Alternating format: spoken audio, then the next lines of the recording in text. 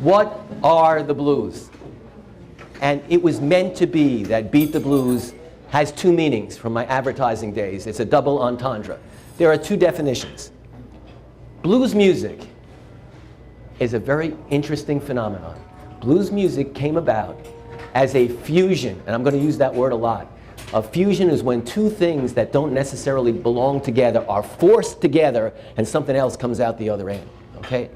Blues music is a fusion of West African folk music and European music, and they would have never come together if something terrible didn't happen in this country. Slavery. The slaves brought over their West African folk roots, and then they were exposed to European music. The two things are totally different. West African music has several notes that aren't on the European scale. It stresses rhythm. It stresses the second and fourth beat as opposed to the first and third. These two things just don't fit, and yet they were jammed together. And what happened was the blues. When people sing the blues, they sound like they're in misery, and yet it makes you feel good. That's another word I'm going to use a lot, paradox. How can something that sounds miserable make you feel good? And finally, it supplies you with a lot of energy. You can't listen to James Brown without picking up some energy. It's amazing. Now, conversely, the blues as a state of mind is a very difficult situation. When you got these kind of blues, everybody has the blues at one time or another, but they know why and they're able to snap out of it. But people who have depression have the blues and they don't know why, and that's a serious situation that they just can't snap out of. So it makes you feel terrible, you don't know why, and it drains you of all your energy. So how in the world can this paradox happen? I have seen the blues music cure the blues state of mind. How can that be? And you're probably asking at this point, how does this guy know so much about the blues music and the blues state of mind? Well, it's a very strange paradox. When I was 11 years old, my mother had a nervous breakdown. And she suffered from depression before that, and all her life. She's still going strong at 96, miserable the whole time, okay? And it was so bad that she had to have shock therapy. That's what they prescribed in those days. So my dad didn't know what to do because she was going to be gone for probably a year. He had an employee who had a wife that we thought a lot of. And my dad convinced her to quit her job, take a pay cut, and come live with us. Her name was Annabelle. Annabelle was African American, and back in these days, the 50s, it was terrible segregation. Annabelle had nothing. Happiest person I've ever met. My mother had everything. Most miserable person I've ever met. That's why I became an expert in both. Annabelle brought blues music and gospel music into the house. I'd never heard it in my life. I actually felt guilty about listening to it because white kids didn't listen to black music in those days. But it was great. I loved it. And I decided right then and there I was going to become a blues musician. And I did.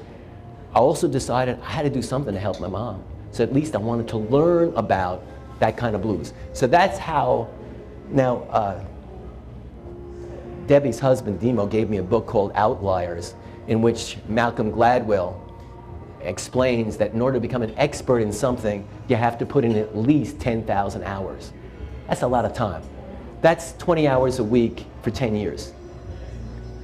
I have been putting in maybe 10 hours a week for 60 years on the blues. So I think I can talk about the blues. So, how can the blues cure the blues? Well, several reasons.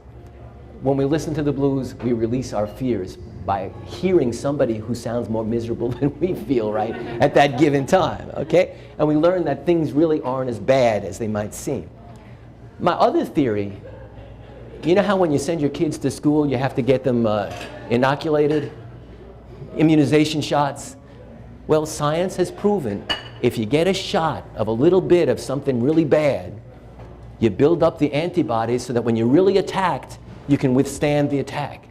It's the same thing with the blues. You listen to 3 minutes of misery, and then you can handle whatever the world throws at you.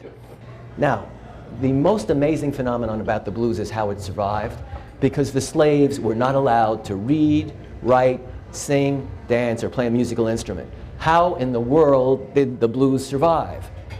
Well, one slave owner discovered something.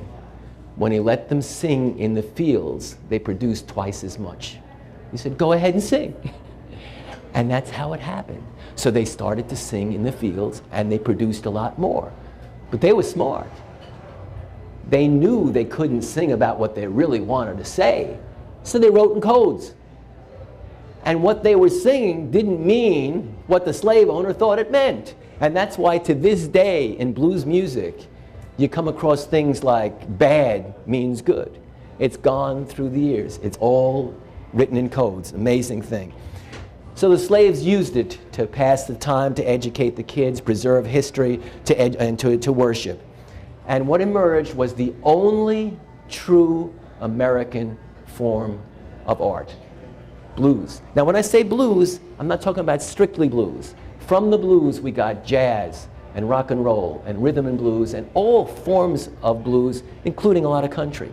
And today the blues is the most influential form of music throughout the world, possibly the most influential art form throughout the world.